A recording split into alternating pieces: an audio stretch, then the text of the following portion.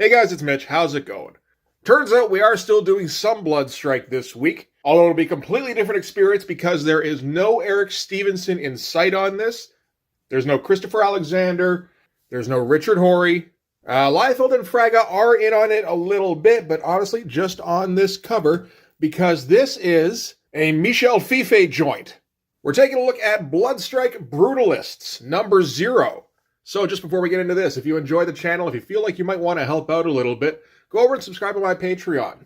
Give you access to everything I do, helps out the channel, and helps to buy new comics. So Michel Fiffe, I've described here before as just a weird indie artist, which is pretty much what he is. He's done comics for quite some time, and probably the one he would be best known for is Copra, which is essentially Suicide Squad. From what I understand, Fiffe was a big Suicide Squad fan growing up, and always wanted to do a Suicide Squad type story, but, never got hired to do that. So it's like, well, fuck it then. I'll just do that anyway and change up the characters a little bit, change the names, and just put out a Suicide Squad story. Why not? And that's essentially what we're going to get with Bloodstrike here. Except Rob Liefeld is much more open to anything that might make a little bit of money, so he didn't even have to change any names. He just gave him permission to do whatever the fuck he wanted with Bloodstrike. Which does make some sense, because in 2018, Bloodstrike is a dead property. There's been the odd remaster, there's been the odd attempt at trying to continue things. It has a decent concept, not entirely original, Universal Soldier does exist. And they never developed, anything for stories for this book here. They tried to do the zombie team thing for a while until they got bored of it, then they killed everybody off and turned Bloodstrike into just unkillable badass. And from what I can tell, Michel Fiffe was just like, okay, I like the idea of Bloodstrike, and I've never seen a good Bloodstrike story. Why don't I just write a good Bloodstrike story? So that's what we're going to get with this one. This is going to be a full-on Bloodstrike origin, which is cool because we never got that in the regular series. Honestly, Extreme Studios wasn't big on origins. They would give you, an early tale from a team, that kind of thing, but never okay, here's the nuts and bolts of how the team got started, really. And that is what we're going to see today. So let's start with the cover here. This is one of the variants. I guess there's probably a Fiffe cover for this. I think I couldn't find one. So this is the Liefeld variant. It's very solid. I think a whole lot of that is because it's inked by Dan Fraga. Because it seems like a lot of Liefeld's stuff is just a very loose layout, and then it depends on the finishing ability of whatever inker he gives it to. Or the colorist, in some cases. And Fraga, he's not the guy you want headlining your monthly title. But, we've seen evidence that Fraga has a decent understanding of how to put together some solid figures. And that was back in 1993. This is a 2018 release. He's not really 100% in comics anymore, but still, the guy has acquired skills in the meantime. He's built on his skill set. So yeah, as far as a picture of a dude standing goes, that's a perfectly fine one.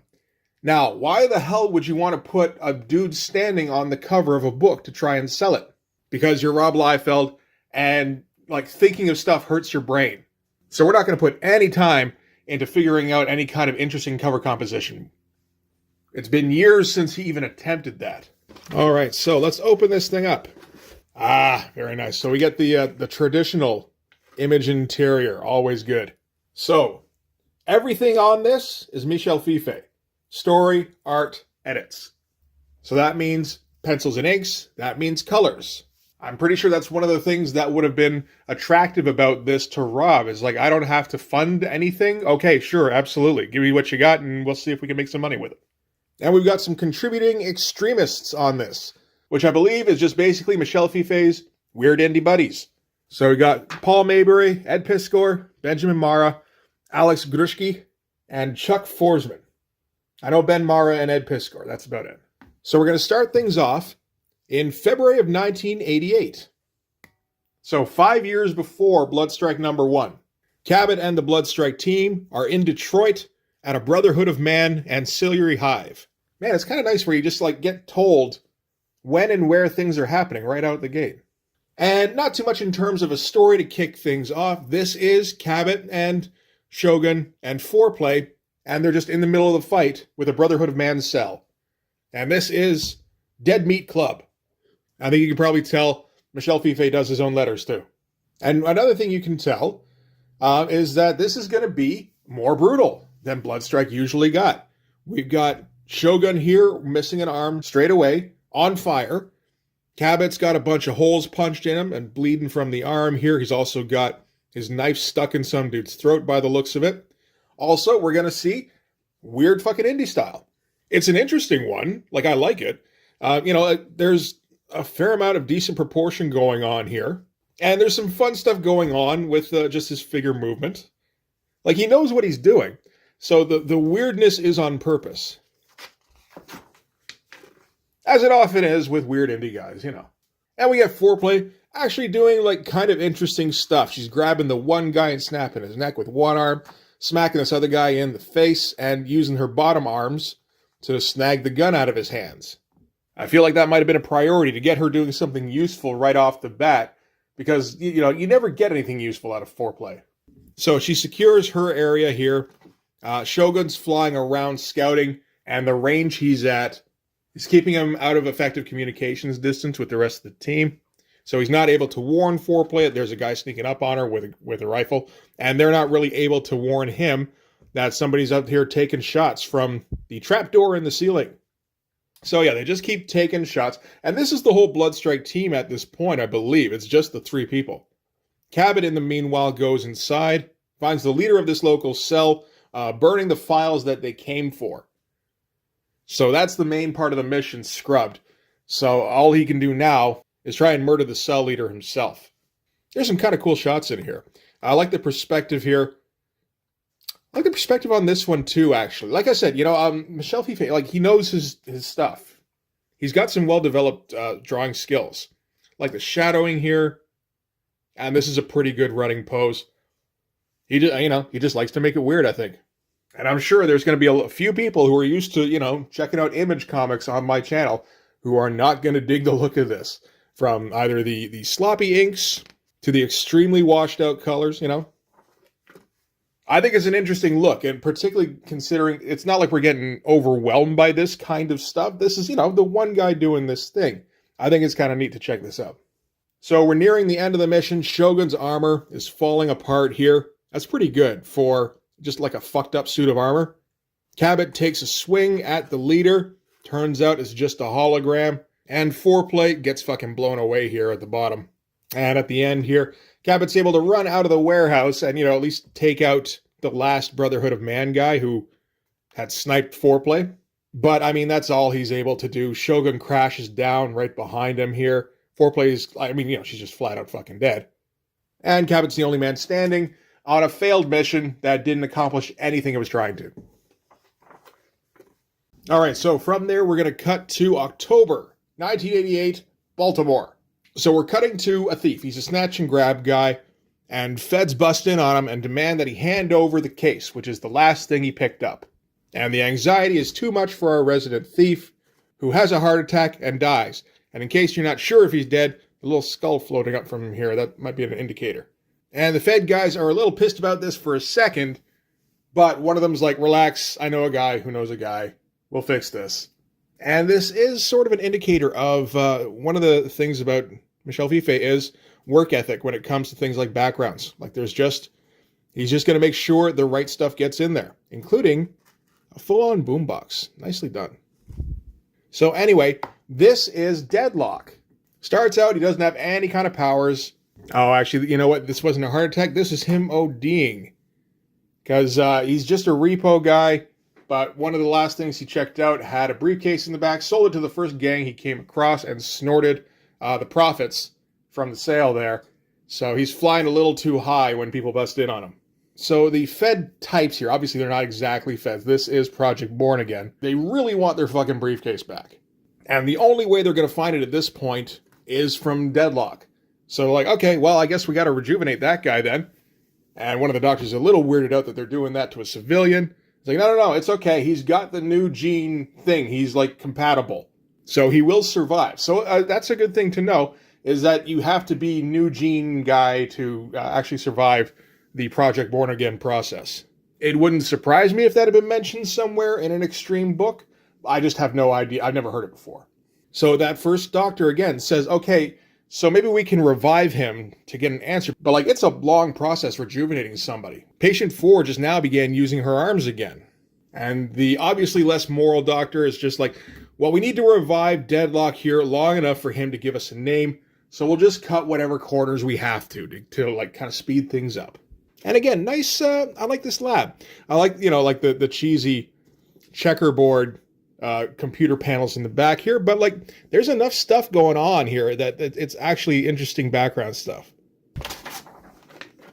So from there we cut to June of '89, so not quite a year later, where there's a breakout at the Project Born Again lab. So this is the security team who we saw a little bit during the Keith Giffen run. So patient 10 has escaped, that's Deadlock, and it looks like he's already been at work at one of the security guards here. I love the detail on him. He looks fucking great. The gun looks great. These are way more interesting versions than what we previously saw. So they aren't able to find Deadlock before he escapes the facility. So makes a break for it. Again, nice shot. The little bit of shadow here really kind of sells it. And we got him outside the facility here. Just comes across a young couple and tears them to pieces. By the looks of it, if we recall from the Bloodstrike series, Deadlock had like vampiric tendencies, but were never really delved into particularly. So yeah, just like tears him apart, just fucking guts everywhere. He's got like a handful of hair and scalp. He's freaking the fuck out. And then after this ordeal, he's just kind of resting in the alley here. And this guy approaches him, and looks like this is Gage from the 4, I believe. And I believe he's also one of the guys that Deadlock sold the briefcase to. So that's like tying everything together, okay? All right, so now it's October of 1989, 4 months later, and Deadlock has himself a fancy new supervillain suit. And he's a member of the 4. And this is still 3 years before Youngblood number 1, which is fun because in Youngblood number 1, we got the impression that these two teams had gone up against each other before. So now we get to see some of that. That's some cool shit. And Youngblood spring into action. This is just Chapel, Die Hard, and Vogue. We aren't actually going to get to see Shaft. I guess he's, I don't know if he's a new member in Youngblood number 1. He might be. So yeah, anyway, they spring into action. Get our nice low angle to make it nice and dramatic. So you get everybody in the shot, too, because Vogue's on the ground. You get Die Hard flying right over her. And in the background, Chapel driving off a bridge. That's great shit. And as he's jumping off the bridge, Gage shoots like a missile gun at him, like a missile pistol, which blows up the bike underneath him. Vogue throws her throwing blades, which all hit Deadlock here in the arm, and that pretty much incapacitates him for the fight, really. And that is Strong Arm. He takes out Vogue. Interesting treatment with Vogue being colored like like an individual character, and then everything else kind of being colored like background, and very like sweeping colors. He's like kind of going at it with a brush here. So she goes falling off the bridge. Die Hard swoops in to catch her. And it's interesting because these guys are like the traditional superhero guys, at least in this context. And Chapel very much is not. So while Die Hard's saving her, she's like, that's the last time I'm going to judge a person's fashion. And he's like, I doubt that, Nikki. And you can just imagine the ba ba ba ba ba. Meanwhile, Die Hard dealing with her is giving the 4 enough time to teleport out. Or at least 3 of the 4.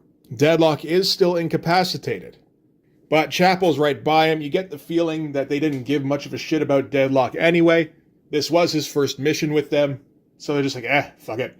Maybe we'll come back for him. And yeah, we just end here with Chapel being left all alone with Deadlock to bring him in. Which, he starts out as tough guy. And doesn't really end up that way, does it? His face looks a little bit mangled. And this is Youngblood returning Deadlock to Project Born Again. They're like, yeah, sorry about the damage. Like, it was a super fight. Shit got kind of crazy. It just happens sometimes. And the doctor asks if he was able to recover the stolen teleportation device that he originally stole. So that's what he had sold to the 4, was that body slide technology.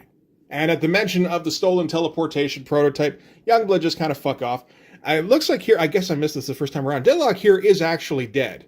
Like, Chapel just beat him to death for no reason, which is a Chapel kind of thing to do. So they can kind of decide what they want to do with him. It's like, well, he's already an asset. It's like, yeah, he's a dead asset, but we can work with that. And at this point, it looks like Project Born Again has like multiple objectives. So there is the reanimating the dead section that they have to deal with, but they've also got the clone trooper section of Project Born Again that they have to run, which turns out guys like Gamble, who got his ass killed in Youngblood number 0. So they don't specifically say that they use the cloning technology in reviving Deadlock again, but just the fact they're bringing it up makes me think that it works into it somehow. So yeah, they're going to try and reanimate him again, and once he's up and running, they're going to merge him into the new Bloodstrike team they've got going on. So now we're into November of '89. This is a much quicker process now to get if he's up and running again. Bloodstrike is out on a mission, and the mission is to capture 3 suspected galactic spies of Catellan origin. So these are the combat aliens. And yeah, Deadlock is like, he's ready to go in this thing, and he's sniffing people out. I guess that's a power he has sometimes. And Cabot is just like, he's not having any of this. Like, the first outing was a complete shit show. He lost everybody. They gave him back, but now he's just kind of doing the same thing again, only with 2 more members, like these 2 newbies, which is Tag and Deadlock. And he's just not enjoying this at all. So he's going to start things off by shooting a smoke grenade into the structure that the Catellans are staying in. I like these buildings here, like these ruined buildings. It's pretty good stuff. And that immediately sets off Catellan 1. Get our speed lines going, get our action pose, get our low angle. That's all good stuff. So Shogun gets to take down Catellan 1 here. Catellan 2 goes leaping out one of the windows, but Foreplay's ready for that, and she's able to snag him up pretty good. So Shogun's going at the first one with the blades here, and Foreplay's just like slamming this other dude around. Again, it's weird seeing Foreplay like doing shit. So yeah, Shogun and Catellan 1 are, locked in mortal combat, and it seems to be kind of an even fight, but then Tag comes up and uses her power, which is to completely freeze the dude in place. And with that, they're able to put some restraints on him, like right away. They got restraints on Catellan 2 here, and that's most of the mission already done. So they're getting ready to teleport home when they realize, wait a minute, there was 3 targets. Deadlock picks up a scent. So Cabot's like, all right, well, I've seen everybody else in action. Let's go see what you can do. You go track her down. Yeah, she goes jumping out the roof because the other exits were already covered. That's no good. And he goes running after her, snags her out of the air. And that doesn't look like it's going to go too well. Yep, just tears her fucking throat out. That's a great looking shot. It's gross as fuck. Deadlock looks really fucking cool there. Where they're doing the lower part of his head as like a silhouette. That's kind of awesome. And all the Bloodstrike guys are like, what in the fuck is going on? Cabot tells Shogun to take him out immediately. It's too late for the 3rd Catellan, but you got to do something. So yeah, it just kind of picks him up. It's like, what the fuck did they saddle me with here? And they prep Rome to body slide by 8 because they're headed home. So March of 1990, this is about 6 months later, back at Project Born Again. And they're still trying to figure out what the fuck even happened to Deadlock. They figured, is it a multiple personality thing? Because he's never shown any sign of that before. They're like, he wasn't like that when we got him. The symptomology reports don't even have anything about that. And the other guy's like, our early conditioning must have triggered the disorder. So when they rushed through the rejuvenation process the first time. So yeah, they're not making any progress on Deadlock here. So they're just kind of going to, wander away and talk about the rest of the team. Like that Tag girl, she did all right. Kind of worked exactly as they hoped. And he's like, yeah, I've got high hopes from this. And he gets cut off like, let's just stick to the code names. We don't want to risk humanizing them too much because they're going to get turned into hamburger like every other weekend. And yeah, they're going to drain the tank that Deadlock is in. And they're going to finalize the rejuvenation process on him. Because, they've still got like way too much invested on him to just kind of scrap him at this point. So, okay, let's try therapy on him. So then July of 1990, like 4 months later, Deadlock is ready to go. And Cabot's approaching him, but, he's a little bit standoffish now. So tells Deadlock about the briefing coming up. He's like, sure, let me just take my medication. We'll be all good to go. He's like, all right, you're ready to go out again, eh? He's like, shit, yeah, man. I don't even know why I got benched in the first place. And Cabot doesn't say it was because of the homicide. He does go, So, before we get started, tell me, what do you know about the 4? He just takes a moment to slurp his Slurpee here. He's like, I've never even heard of them. That a band? And that's kind of where we're going to leave off. He does ask Cabot whether the things around his eyes are makeup or tattoos. He's like, yeah, I'm going to do the same thing one day. He's like, all right, get your butt out there. And Deadlock goes, lighten up, Cabbage, which, man, I wish I'd seen that more often in the comic. But that's pretty much where we're going to end up things for the Zero issue here. This does dovetail okay into, like, Bloodstrike #1. And we're going to get the background on Michel Fiffe's history with Bloodstrike. He talks about how much he enjoyed, like, Image Comics when he was a kid, when they broke away, all that kind of stuff. And he, Bloodstrike was kind of his jam. And it always kind of bugged him that it never got an issue 0. There's issue 0s for all sorts of Image Comics, but yeah, Bloodstrike never did get one.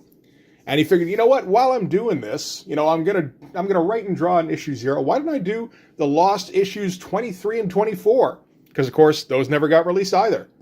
They did the Images of Tomorrow thing where they jumped ahead to 25, and then they went back into the regular circulation up until 22 when the book got canceled.